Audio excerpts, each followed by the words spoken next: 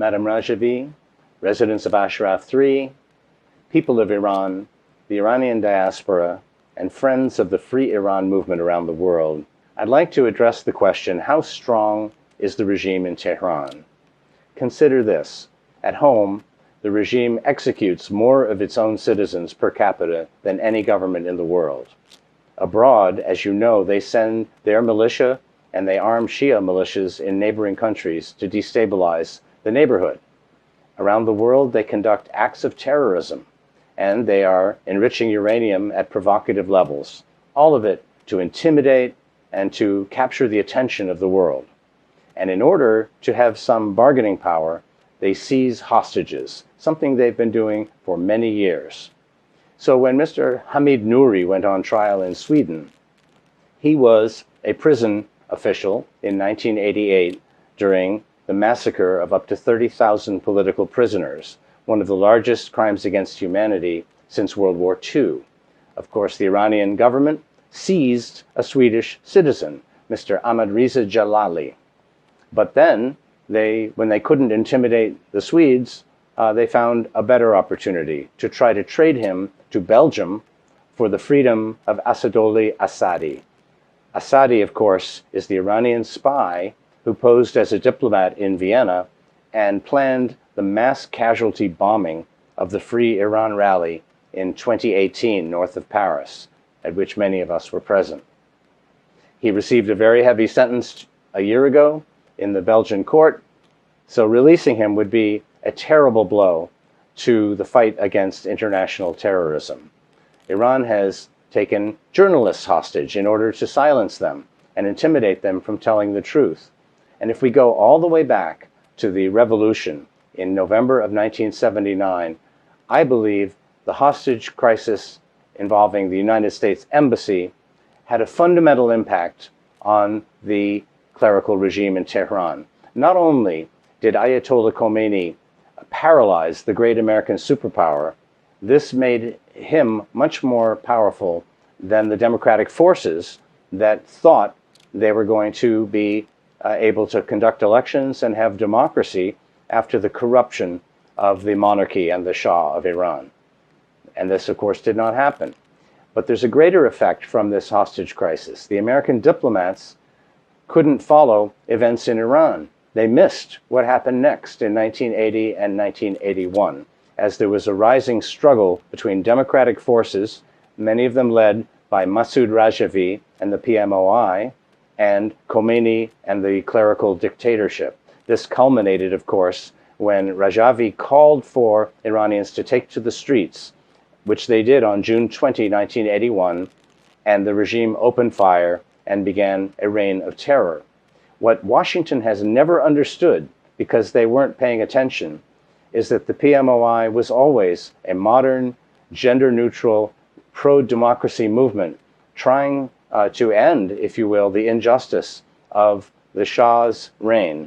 And they certainly opposed the dictatorship that was brought on by Khomeini.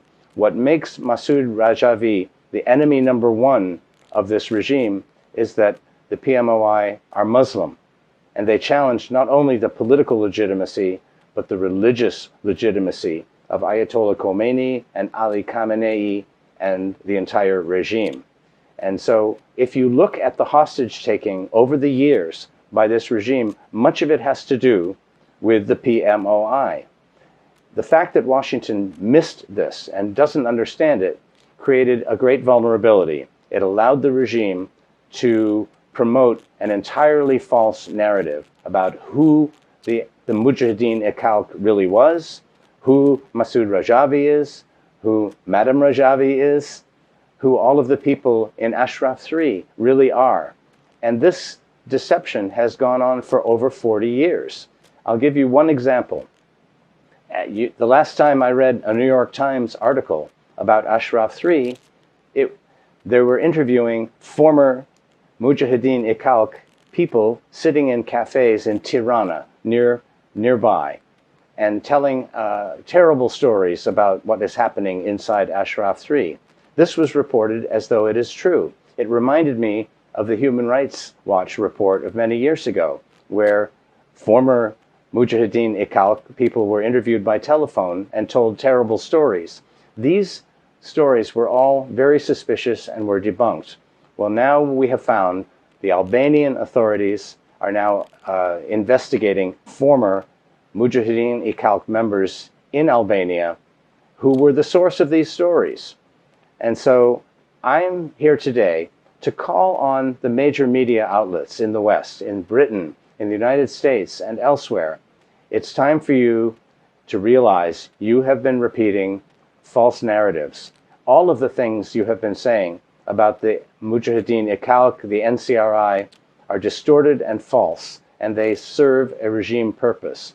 It's time to tell the truth. I'm sure that at today's rally there are many former dignitaries from governments around the world. Those dignitaries should all turn to the current incumbents of their governments and say, have the courage to speak to the NCRI. Well, here is a movement, a brave movement, mostly led by women in Ashraf 3, that has gone through so much. Even 10 years ago, they were still on the terrorism list for no good reason at all.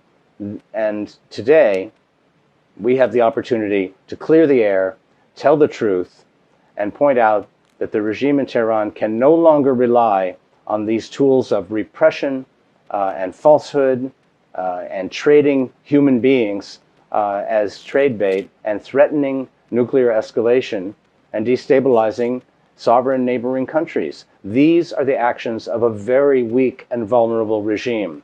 Once we tell the truth about the regime in Tehran, once we expose how illegitimate they are and how false their religious credentials are and how corrupt they are and how little support they enjoy, we can look to the day when we will all be back in a free Iran.